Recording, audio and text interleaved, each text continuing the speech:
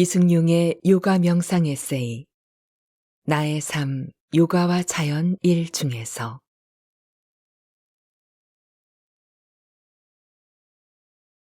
인생살이도 나사의 원리.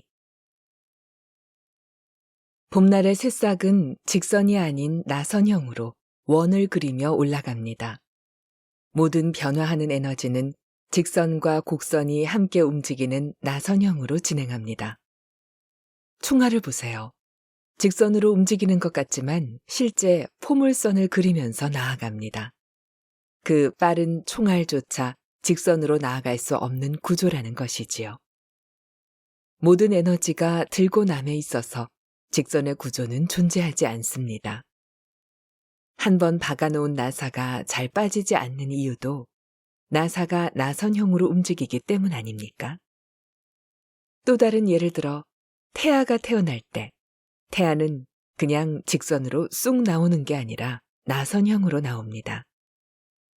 산도는 10cm 정도에 불과한 짧은 거리지만 태아로서는 산도를 통과하는 일이란 목숨을 건 여행입니다. 산도는 주름으로 되어 있어서 태아가 그냥 직선으로 나오면 숨이 막혀서 죽습니다. 그렇기 때문에 태아는 몸을 이리 틀고 저리 틀면서 산도를 빠져나옵니다. 명상을 하면 이와 같은 현상을 금방 깨닫게 되지요. 직선과 곡선이 함께 존재하는 나선형의 구조는 태풍, 인간의 DNA, 요가 철학의 원리인 차크라에서도 볼 수 있습니다. 고대의 수행자들은 이미 명상을 통해 자연의 법칙과 에너지 원리를 이해했기에 그와 같은 구조를 알게 되었는데 오늘날은 거꾸로 과학자들이 실험을 해서 그 사실을 증명하고 있지요. 요가에도 나선형의 구조가 있는데 그것은 바로 에너지 통로인 나디스입니다. 그중 가장 중요한 통로들인 핑갈라 나디와 이다 나디는 수읰나 나디를 중심으로 소용돌이처럼 돌고 있습니다. 요가의 실수련은 아사나, 호흡, 명상의 세 체계로 크게 구성되어 있고 아사나는 다시 앉아서, 서서, 누워서 하는 동작의 세 가지의 구조로 되어 있지요. 오행에서는 상생, 상극, 복승의 세 원리가 균형을 이룰 때 순환이 이루어집니다. 이 밖에도 동양의 천진사상, 천주교의 성부와 성자와 성신의 삼위일체, 불교의 불법승 등이 삼의 구조로 되어 있습니다. 삼의 구조를 이룰 때 힘의 역학관계가 유지됩니다. 우리 민족은 그와 같은 원리를 지빌함삼, 회삼귀일, 즉 하나의 원리를 잡으면 세 개의 구조가 들어오고 다시 하나로 귀일한다의 의미로 이해하고 있습니다. 은하계, DNA, 태풍 등은 모두 들어오는 기운, 중심인 공, 그리고 나가는 기운의 3의 구조를 가지고 있습니다. 모든 일체의 현상이 이와 같은 원리로 설명이 가능하죠. 예를 들어 병이 든 상태를 나사가 깊이 박혀 있는 상황에 비유해 보겠습니다. 이걸 냅다 잡아 뽑으면 잘 빠지지도 않거니와 나사고 뭐고 다 망가질 수 있습니다. 나사는 천천히 돌리면서 빼내야 합니다. 그래서 원리적으로 보아 깊은 병일수록 단순히 약을 써서 눈에 보이는 현상을 잠시 덮어두려고 해서는 안 되고 뿌리 기운에서부터 원인을 뽑아내야 합니다. 오래되고 깊은 병일수록 더욱 그렇게 해야 합니다. 가장 크게 드러나는 문제부터 잡아가다 보면 우리 몸의 자생력이 점점 살아나 오행이 돌고 도는 과정에서 서서히 기운이 회복됩니다. 수련을 해서 몸이 좋아지는 과정도 마찬가지입니다. 수련 초기에 좋게만 느껴지던 것도 조금씩 시간이 지나면서 다양한 명현 반응이 나타나 각자의 몸 상태에 따라 미처 예상하지 못했던 증상이나 아픈 곳이 튀어나옵니다. 다시 말해 그동안 제대로 순환되지 않았던 꽉 막힌 곳들이 풀리면서 몸속에선 한바탕 변화가 일어나고 몸은 새로운 단계로 넘어서기 위해 에너지를 비축하는 것이지요. 그런 일련의 과정 속에서 명현 반응이 생깁니다. 일반적으로 병이 낫기 위한 조정 기간을 명현 반응이라고 합니다.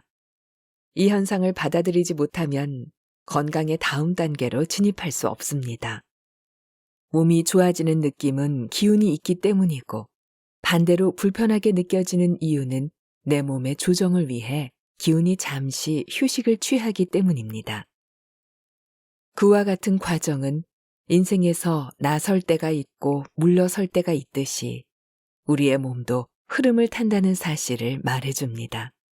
그러니 조금 덜 아프고 명현 반응이 사라졌다 해서 다 나았다고 방심하지 말고 오히려 다음에 오는 새로운 단계를 잘 준비해서 힘든 상황이 오더라도 절대로 포기해서는 안 됩니다. 몸이 좋아지는 과정은 오장육부의 기운이 서로 돌고 돌아 기운이 잠시 모였다가 휴식하는 반복을 통하여 결국은 조금씩 발전하는 모습을 확인하는 것입니다. 우리말에 10년이면 강산이 변한다는 말이 있습니다. 이는 자연의 오행이 10년 주기로 변한다는 사실을 빗댄 말입니다. 목화, 토, 금, 수 5개의 오행은 매년 넘치는 해와 부족한 해가 있어 교대로 한 번씩 크게 오고 약하게 옵니다. 올해 수의 기운이 크게 오는 해이면 그 다음에는 목의 기운이 약한 해입니다. 그 다음 이어지는 해는 화의 기운이 강하게 오는 해. 이런 식으로 오행이 강약으로 2번씩 지나가면 10년의 주기가 생깁니다. 그래서 옛부터 적어도 10년 공부는 해야 도가 튼다는 말이 있듯이 10년을 공부 주기로 보았지요. 옛 조상들에게 공부란 단순히 책을 읽어 지식을 습득하는 것이 아니라 자연에서 오는 기운의 크고 작은 변화를 모두 겪어보면서 그것을 통해 삶의 지혜를 얻는 것입니다. 만약 공부가 아직 안 되어 자신에게 미치는 자연의 힘을 이해하지 못한다면 삶에서 겪는 다양한 상황을 지혜롭게 대처하지 못합니다. 어떤 해는 기운이 넘치니까 주체하지 못해서 힘을 낭비하고, 어떤 해는 기운이 없으니 되는 일이 없다며 술 마시며 세상을 비관하지요. 그러니 지혜롭지 못한 어리석은 사람들이라고 말하는 것입니다.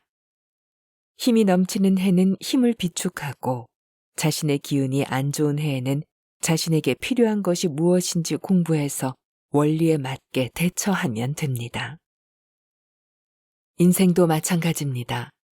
사람이 잘 될 때는 저축을 해서 힘든 때를 대비하고 형편이 어려운 사람에게는 베풀기도 하다가 나중에 내 상황이 어려울 때는 예전에 도와주었던 사람에게 도움도 받고 하는 것이지요. 그게 우리의 인생 아닙니까? 모든 세상의 원리가 이처럼 나사 하나의 원리와도 같습니다.